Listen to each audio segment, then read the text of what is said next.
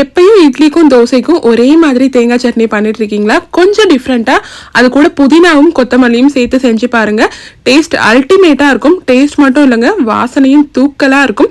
இந்த ரெசிபி தான் இன்னைக்கு நான் உங்களோட பகிர்ந்திருக்கேன். ஒரு மீடியம் சைஸ் தேங்காயில அரை மூடி தேங்காயை மட்டும் துருவி எடுத்திருக்கேன். அது மிக்சர் ஜார்ல சேர்த்துக்கிட்டேன். இது கூடவே 3 பச்சை மிளகாய், 2 துண்டு இஞ்சி, 2 டேபிள் ஸ்பூன் பொட்டுக்கடலை, 1/4 கப் அளவுக்கு புதினா, ஒரு கைப்பிடி அளவுக்கு கொத்தமல்லி சேர்த்திருக்கேன். புதினாவை விட கொத்தமல்லி கொஞ்சம் தூக்கலா இருந்தா டேஸ்ட் சூப்பரா இருக்கும். தேவையான அளவுக்கு உப்பு சேர்த்து கூடவே தண்ணி சேர்த்து நல்லா விழுதா அரைச்சு எடுத்துக்கணும். அரைச்ச சட்னியை ஒரு பவுல்ல மாத்திட்டு கூடவே தண்ணி சேர்த்து எல்லாம் நல்லா மிக்ஸ் பண்ணி எடுத்து வச்சுக்கோங்க. இப்போ இது ஒரு தாளிப்பு கொடுத்துடலாம். தாளிப்பு கடாயில 2 டேபிள் ஸ்பூன் எண்ணெய் சூடானதும் கடுகு, உளுந்து, 1 வரமிளகாய், 2 கொத்து கருவேப்பிலை, 1/2 டீஸ்பூன் போல பெருங்காயத்தூள் சேர்த்துட்டு இந்த தாளிப்பை அரைச்சு வச்சிருந்த சட்னியோட சேர்த்து நல்லா கிளறி விட்டுட்டு சுட சுட இட்லி தோசையோட வச்சு சாப்பிட்டு பாருங்க.